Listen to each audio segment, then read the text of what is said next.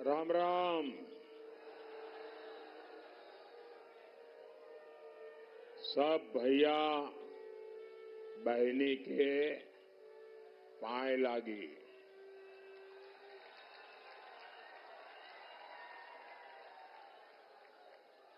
ये जो दो मेहरबान दो चित्र लेके आए हैं, वो चित्र ऊपर करते हैं, पीछे किसी को दिखता नहीं है।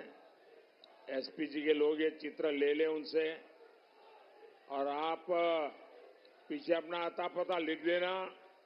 खुद का मत लिखना, पेंटर का लिखना, जिस आर्टिस्ट ने बनाया है उसका नाम लिखना, तो मैं उसको चिट्ठी जरूर भेजूंगा। उनसे कलेक्ट कर लें, कोई ले लीजिए भाई। अच्छा, यहां जो 5-6 लोग खड़े हैं, ये जो यहां 5-6 लोग खड़े हैं, वो पीछे सबको परेशान कर रहे हैं। जरा वो वहां से जगह करें।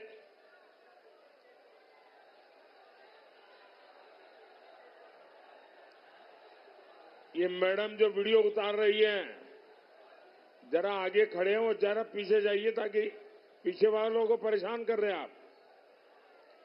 अच्छा, सुन नहीं पा रहे आप लोग वहां?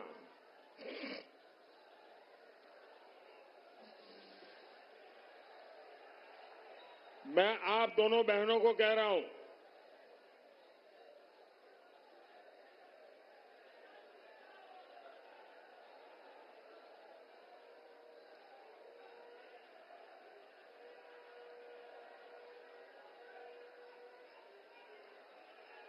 भारत माता की, भारत माता की, भारत माता की। 2 दिन पहले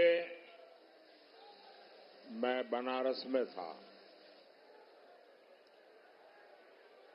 वहां जो माहौल बना, जिस प्रकार से काशी वासियों ने लोकतंत्र का उत्सव मनाया, और स्वाभाविक है कि प्रधानमंत्री वहां नामांकन लेने गए थे, तो जरा मीडिया वालों का भी ध्यान ज्यादा रहता है। लेकिन सवाल काशी का नहीं है। हिंदुस्तान के हर कोने में, कन्याकुमारी से कश्मीर तक और अटक से कटक तक, सब दूर यही उमंग है, यही उत्सव है। और लोकतंत्र की क्या ताकत है, उस पर दुनिया का ध्यान गया है। और मैं पहली बार देख रहा हूं कि दुनिया के अखबारों में पहले पेज पर भारत के लोकतंत्र के उत्सव की खबरें छाई हुई हैं। भारत के, भाई आप बैठिए, और एक बार भी खड़े नहीं होंगे आप।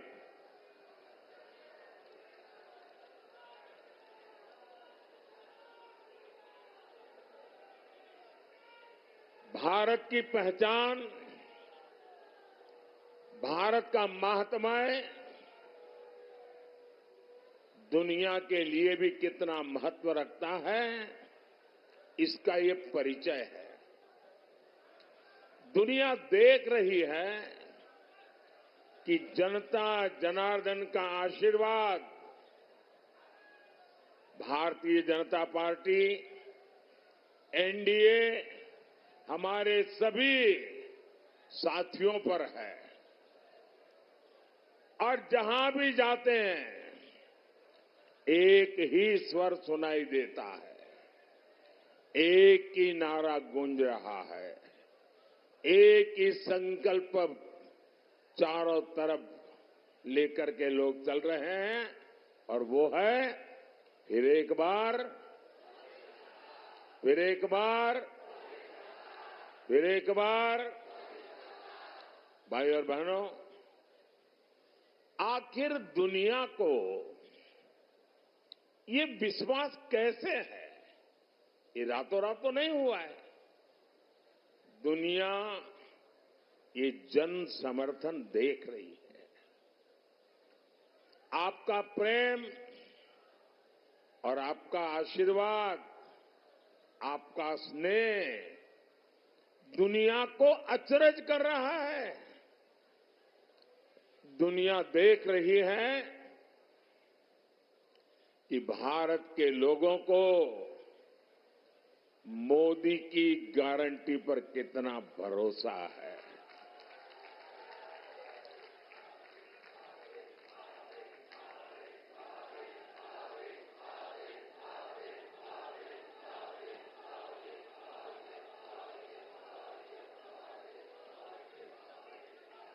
साथियों, मोदी की गारंटी का मतलब क्या होता है, इसका ताजा उदाहरण सीएए कानून है। सीएए कानून है और आपने देखा होगा कल ही सीएए कानून के तहत शरणार्थियों को भारत की नागरिकता देने का काम शुरू हो गया। पहले लॉट को ऑलरेडी नागरिकता दी गई और ये सभी भाई बहन हिंदू है, सिख है, बौद्ध है, जैन है, पारसी है, ईसाई है और ये वो लोग हैं जो शरणार्थी बनकर के लंबे अरसे से हमारे देश में रह रहे हैं। ये वो लोग हैं जो धर्म के आधार पर हुए भारत के बंटवारे का शिकार हुए थे। और मजा देखिए, ये महात्मा गांधी का नाम लेकर के सत्ता की सीढ़ियां तो चढ़ जाते हैं, लेकिन महात्मा गांधी की बातों को याद नहीं रखते हैं। खुद महात्मा गांधी ने भरोसा दिया था कि वो कभी भी भारत आ सकते हैं। 70 वर्षों में हजारों परिवार प्रताड़ना झेल करके अपनी बेटियों की इज्जत बचाने के लिए, अपना धर्म, अपनी संस्कृति, अपनी परंपरा को बचाने के लिए मजबूरन मुसीबत के मारे भारत मां की कोख में आकर के शरण लिया। लेकिन कांग्रेस ने इनकी कभी सूध नहीं ली, क्योंकि ये कांग्रेस के वोट बैंक नहीं थे। और ये लोग कौन है? ज्यादातर इसमें मेरे दलित भाई बहन हैं, मेरे ओबीसी समाज के भाई बहन हैं, मेरे पिछड़े भाई बहन हैं। और इसलिए इन पर वहां तो जुल्म हुआ ही हुआ, वोट बैंक की राजनीति में डूबे हुए यहां के कांग्रेस की सरकारों ने भी और उनके साथियों ने भी इन पर जुल्म करने में कोई कमी नहीं रखी। लेकिन यहां सपा, कांग्रेस और इंडी गठबंधन वालों ने इनके साथ क्या किया? इन्होंने सीएए के नाम पर ऐसा झूठ का पहाड़ खड़ा कर दिया, ऐसा झूठ चलाया। सपा, कांग्रेस जैसे दलों ने यूपी सहित पूरे देश को दंगों की आग में झोंकने का भरपूर प्रयास किया। आज तक ये इंडी गठबंधन वाले कहते हैं कि मोदी ये जो सीएए लाया है ना, जिस दिन मोदी जाएगा ये सीएए भी जाएगा। भाइयों बहनों, क्या इस देश में अब कोई माई का लाल पैदा हुआ है जो सीए को खत्म कर सके? ये देश की जनता जान गई है, देश का हर नागरिक जान गया है कि आप लोगों ने वोट बैंक की राजनीति करके, हिंदू मुसलमान को लड़ा लड़ा करके और सेक्युलरिज्म का ऐसा चोला पहन लिया था कि आपकी अंदर की पाप की सच्चाई बाहर नहीं आती थी। ये मोदी है जिसने आपका नकाब उतार दिया है। ये आपका नकाब, आप ढोंगी है, आप सांप्रदायिक है। आपने देश को 7 दशक तक संप्रदाय की आग में जूझने के लिए मजबूर कर दिया है। साहब, मैं साफ साफ कहना चाहता हूं मेरे भाइयों बहनों, ये मोदी की गारंटी है। देश विदेश कहीं से भी जो भी ताकत इकट्ठी करनी है कर लो। मैं भी मैदान में हूं, तुम भी मैदान में हो।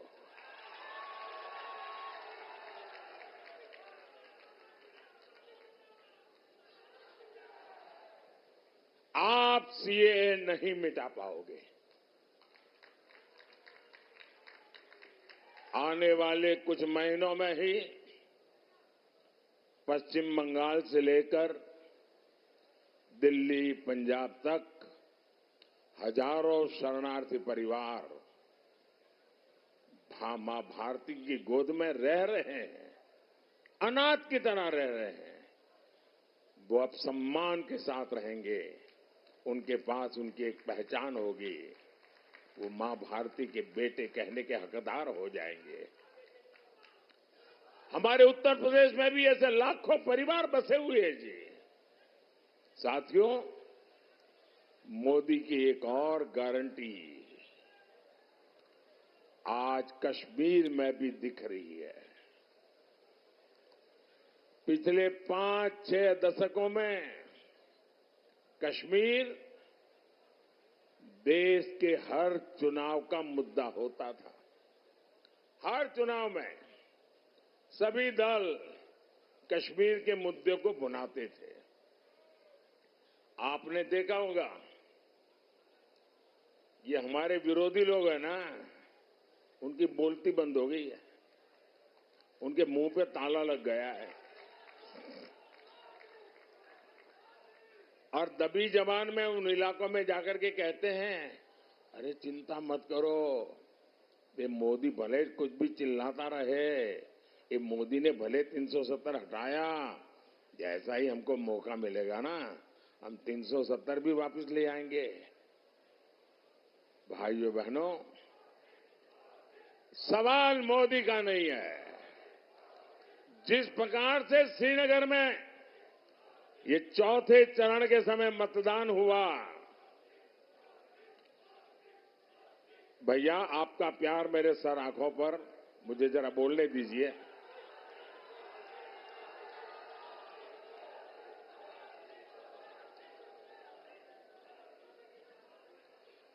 चौथे चरण में श्रीनगर में जो मतदान हुआ है, 40 साल के बाद वहां भारत के लोकतंत्र का उत्सव मनाया गया, भारत के संविधान का गौरवगान किया गया और मतदान करके लोग गर्व अनुभव कर रहे थे कि वे हिंदुस्तान की सरकार बनाने जा रहे हैं। श्रीनगर के जीवन में बहुत बड़ा दिन था और श्रीनगर के लोगों का उत्साह है ना, वो साफ दिखाता है कि अब कोई भी 370 वापस ला करके वोट बैंक की राजनीति नहीं कर पाएगा।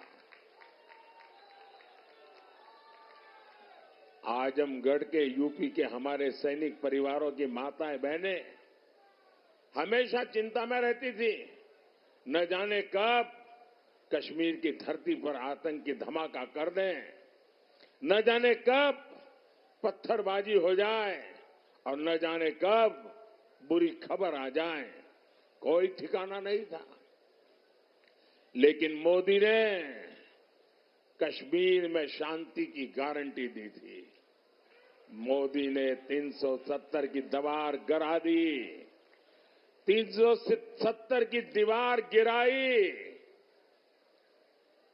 पहले वहां चुनाव आते थे तो हड़तालें होती थी, मतदान करने वालों को मौत की मुसीबत आ जाती थी, आतंक की धमकी देते थे।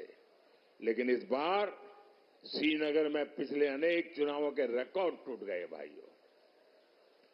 साथियों, ऐसा काम वही कर सकता है जिसके रग रग में राष्ट्र प्रथम का संकल्प बह रहा हो।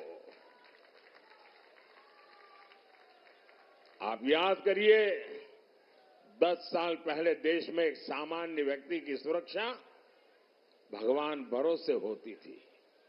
कभी बम धमाके, कभी आतंक, कभी स्लीपर सेल, कभी दंगे, और आजमगढ़ की तो पहचान ही बदल दी गई थी।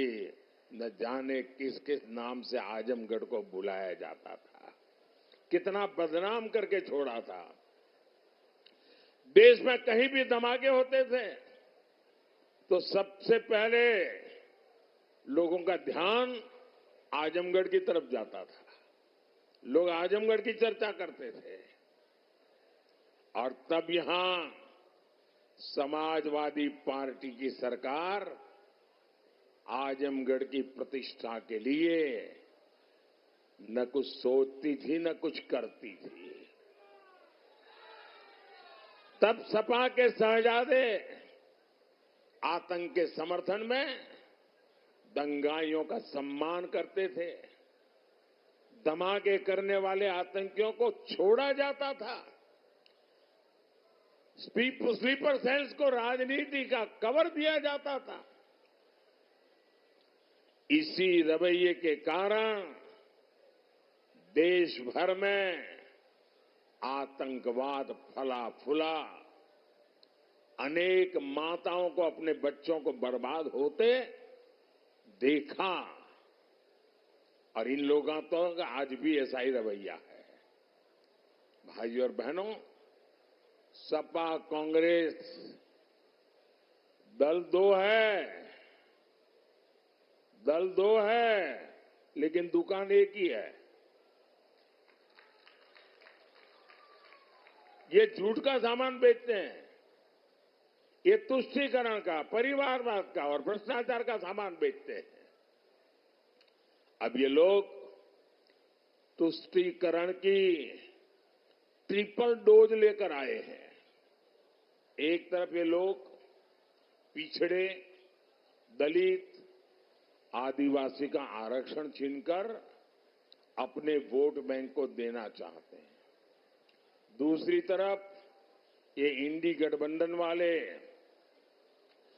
आपकी संपत्ति का आधा हिस्सा छीनकर उसको भी अपने वोट बैंक को देना चाहते हैं।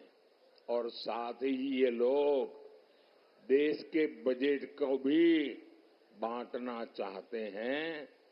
बजट का 15% भी अब वहां सीधा का सीधा माइनॉरिटी के नाम पर ही अलॉट करना चाहते हैं।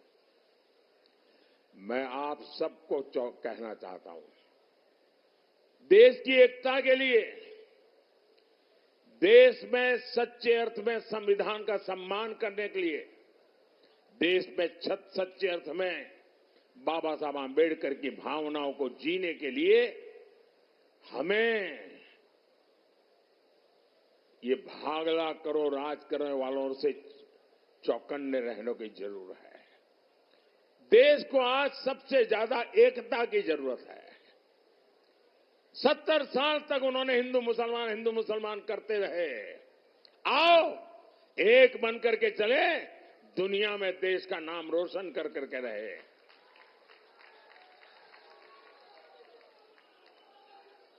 साथियों, इंडी गठबंधन तुष्टीकरण के दलदल में पूरी तरह धंस चुकी है। समाजवादी पार्टी के शीर्ष नेता राम मंदिर को लेकर आए दिन घटिया बातें कर रहे हैं। कांग्रेस के शहजादे ने तो राम मंदिर को गालियां देने का मिशन ही चला रखा है। सिर्फ वोट बैंक को खुश करने के लिए ये लोग हमारी आस्था पर चोट कर रहे हैं। साथियों, यहां इतनी बड़ी संख्या में हमारी माताएं बहनें आई हैं। मोदी आपका जीवन बेहतर बनाने के लिए दिन रात एक कर रहा है। आज हर गरीब को मुफ्त अनाज मिल रहा है। आज हर गरीब को मुफ्त इलाज मिला, पक्का घर मिला, घर में नल, नल में जल, सस्ता सिलेंडर, ऐसी अनेक सुविधाएं आप तक पहुंची है। क्या समाजवादी सरकार में, कांग्रेस की सरकार में उन लोगों ने आपकी कभी चिंता की थी क्या? उन्हें आपको अपने हाल पर छोड़ दिया था कि नहीं छोड़ दिया था? ये मोदी है जो आपके जीवन से हर चिंता को दूर कर रहा है। अभी मोदी ने एक और बड़ा फैसला लिया है।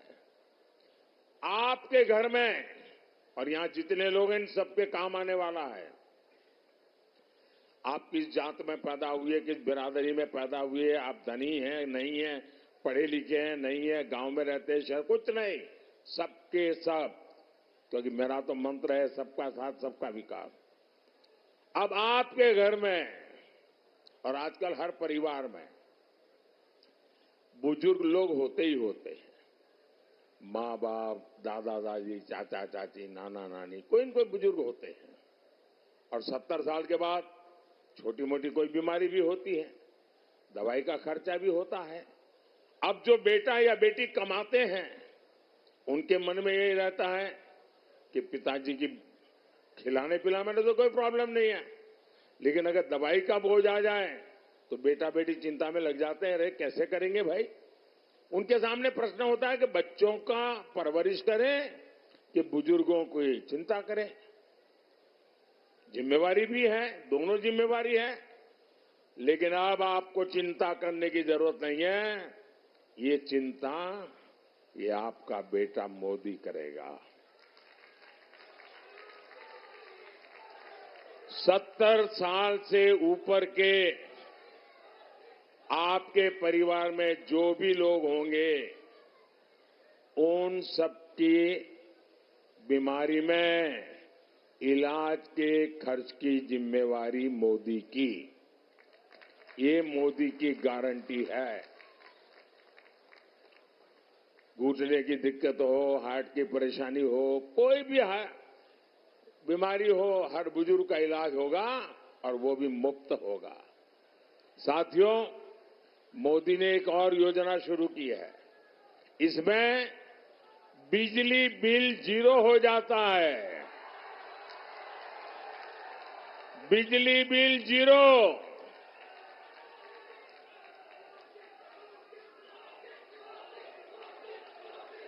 इतना ही नहीं,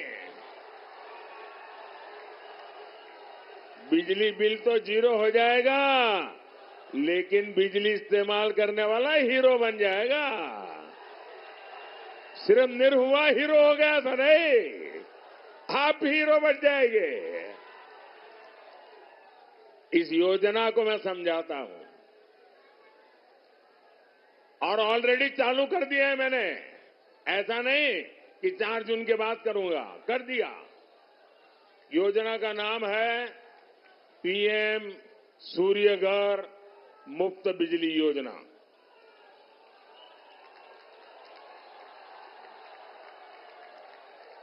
आप ऑनलाइन जाकर के अभी से रजिस्ट्री करवा सकते हैं, वो ऑनलाइन चालू है। ये योजना क्या है? मोदी आपको 75,000 रुपया देगा। आपकी जरूरत के हिसाब से 75,000 रुपया तक मोदी देगा। कितना? कितना?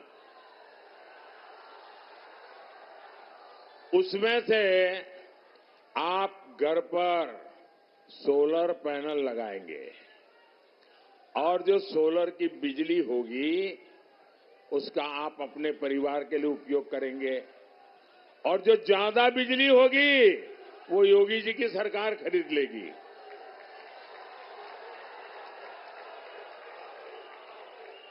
अब इससे आपका बिजली का बिल तो जीरो हो जाएगा, आप बिजली बेच करके कमाई करना शुरू कर दोगे। ये काम मोदी आपके लिए कर रहा है और आप रजिस्ट्री करवाते ऑनलाइन जाइए, सारी चीजें अवेलेबल है। साथियों, आज भाजपा सरकार में यूपी का तेज विकास हो रहा है। मंदुरी एयरपोर्ट बना है, महाराजा सुहेलदेव यूनिवर्सिटी बनी है, किसान कल्याण के काम हो रहे हैं। लेकिन यूपी के शहजादे को इन कामों से पेट में क्यों दर्द होने लगता है? इन्हें लगता है कि इस क्षेत्र का विकास हो गया तो इनकी दुकान कैसे चलेगी? आपने तो सपा के गुंडाराज के वो पुराने दिन देखे हैं। बाजार शाम 7 बजे बंद हो जाते थे, माताएं बहनें बाहर नहीं निकल पाती थी, पढ़ाई लिखाई तक के लिए बेटियों का निकलना मुश्किल होता था। भाइयों और बहनों, आज भाजपा सरकार में यूपी इन सारे संकटों से बाहर निकल आया है और योगी जी ने यहां दंगाइयों की, माफियाओं की, अपहरण फिरौती गैंग की, मेरा जो स्वच्छता अभियान है ना, योगी जी ने उत्तर प्रदेश में बराबर चलाया है। अब यूपी में तेजी से आधुनिक सेवाएं बनाई जा रही है।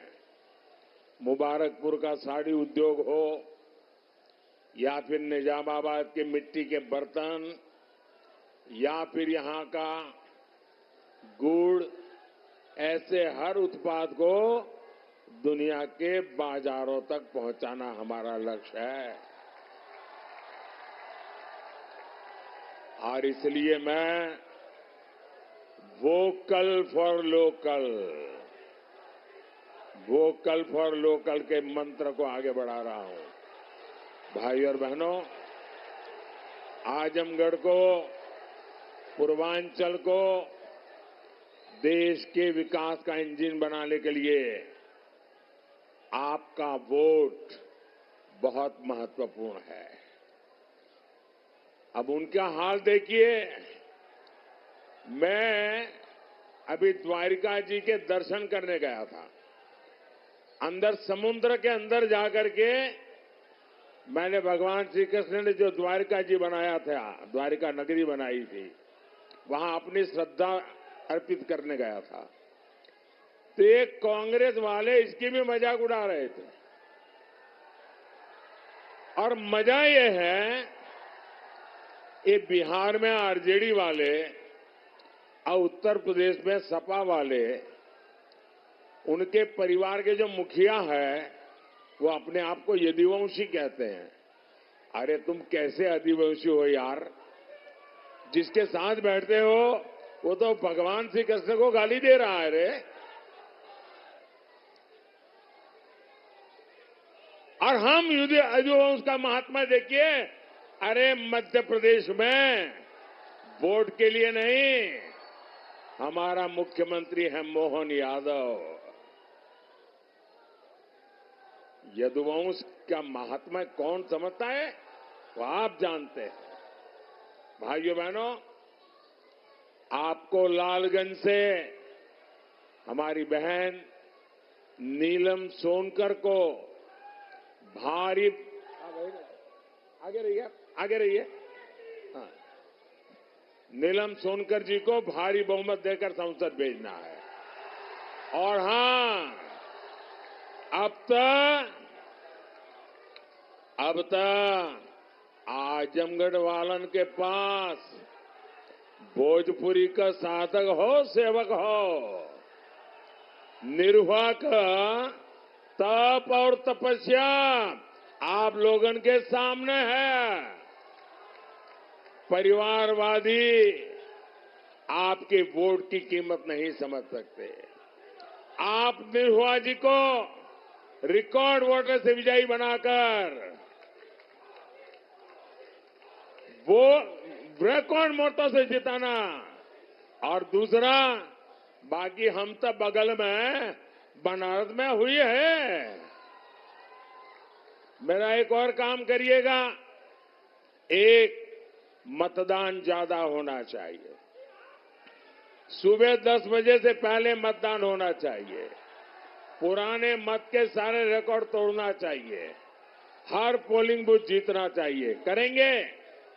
करेंगे? अच्छा, मेरा एक काम करेंगे, जरा आप लोग बताएं तो मैं बोलूं। मेरा एक काम करेंगे, सबके सब अगर हाथ ऊपर करके बताते हैं तो बताऊंगा। मेरा एक काम करेंगे, जरा मुझे जवाब दीजिए। मेरा एक काम करेंगे? एक काम करना, ज्यादा से ज्यादा परिवारों में जाना, ज्यादा से ज्यादा लोगों को मिलना और कहना कि अपने मोदी जी आए थे और मोदी जी ने परिवार के सबको राम राम कहा है। मेरा राम राम पहुंचा देंगे? हर एक को मेरा राम राम पहुंचा देंगे? बोलिए भारत माता की, भारत माता की, भारत माता की। बहुत बहुत धन्यवाद।